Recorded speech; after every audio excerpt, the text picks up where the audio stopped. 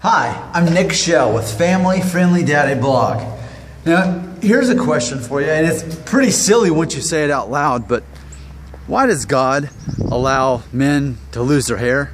Why is it that once we reach past, most of us, age 20, we realize that straight across hairline's not there anymore, it's starting to go up, and then eventually it's just a slow burn, and to eventually, whether we're 50 or 60 or 40 or 70, at some point we pretty much just lose it all on top.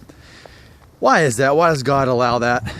Now, that's one of those private questions that we don't say out loud. And man, for the fact that I even typed it in the title of this video and I'm talking about it now, hopefully, collectively, it makes us men realize, yeah, that's kind of a crazy question. Because the first thing to think about once you start talking about that subject, why does God allow us to lose our hair?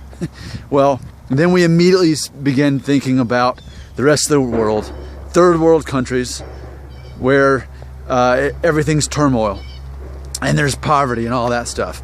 Well, even those men lose their hair. Of course, they're not so focused on that because they've got worse things to worry about, like their own government, not having food, you know, all those bad things. So we're privileged to even ask that question, aren't we? So that's kind of the first thing that comes to my mind. I'm gonna go underneath this tree again because it's getting kind of noisy with all the weed eaters here. But you know, another thing I thought of is, as far as why God allows us to lose our hair and we can't do anything about it, is because it allows us to psychologically overcome it. We have to come to terms with accepting there's nothing we can do about it. And I think there's a lot that happens in that when we realize that we can overcome this. It's like, even when you think about men who have gone bald and think nothing of it, it doesn't affect their lives at all. And what if we, with men who just simply have receding hairlines, can get past it without it being a big deal to us, like those other men did?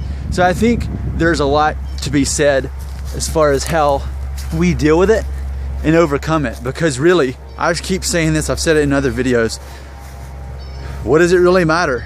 How is our life truly better by having a full head of hair? Is it better? I mean, I've seen plenty of men with no hair. They seem to have a lot of things that a lot of us would like. They just don't have the hair part. So ultimately, hair doesn't matter. But I think that if we're gonna bring God into this, then we could say that God uses this to show us that it's actually not important to begin with, but we allow it to become. It's nothing but vanity ultimately, because it doesn't affect anything really outside of our own head. I know I've said that before, but just to put it in perspective, if we're gonna ask that question, why does God allow us to lose our hair? That's gonna be my answer. This is Nick Shell with Family Friendly Daddy Blog.